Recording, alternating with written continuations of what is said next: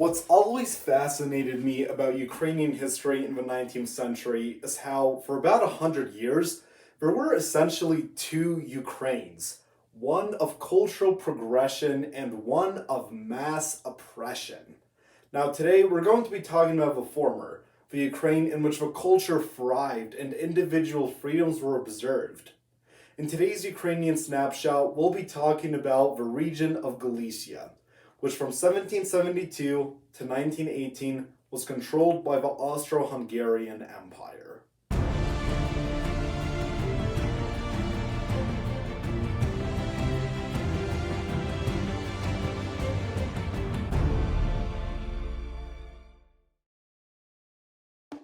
Located right here in western Ukraine, the region of Galicia is one that has been contested by cultures for centuries.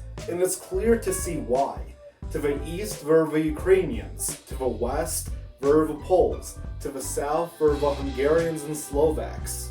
But for the purposes of our story, there's three main forces that you should pay attention to: the Austrian crown, the Polish nobility, and the growing Ukrainian intelligentsia. You see, in the 1800s, the Austrian crown began to have a problem in Galicia. The Polish noblemen, who Austria had allowed to rule the region for some 60 years, were growing powerful. Powerful to the point that they began threatening Austrian hegemony in the region. Now, what was Austria's solution? Austria's solution was, in 1848, to encourage the formation of Ukrainian organizations and societies.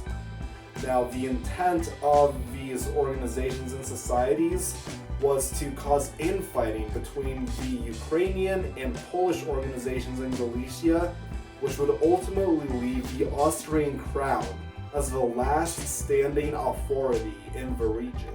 Between 1840 and 1850, the Austrian crown began legalizing all sorts of personal freedoms that were previously thought to be unattainable luxuries.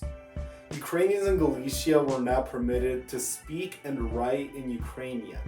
They were allowed to consume the great Ukrainian poetry of authors like Shevchenko. Ukrainian newspapers were now being published in the capital city of Lviv, and soon after, Ukrainian political parties would begin to form as well. The effect of these personal freedoms can best be seen in the capital city of Lviv, which in the 19th century had a Ukrainian cultural revolution, especially in Lemberg University, which was a hotbed of Ukrainian activity. There, classes were taught in the Ukrainian language about Ukrainian history, Ukrainian literature, and Ukrainian culture. And what about the Austrians' goal to cause infighting between the Poles and the Ukrainians? Well, the Austrians were largely successful. The Poles and Ukrainians did have infighting, especially over Lemberg University, and whether or not Ukrainians should be allowed to be taught there. Through their clever manipulation of these two cultures, the Austrian crown remained as the undisputed ruler of Galicia until the end of the First World War. The Ukrainian Cultural Revolution in Galicia is a fascinating case study on what happens when you allow people to express their culture. Galicia became, and arguably still is, one of Ukraine's cultural capitals.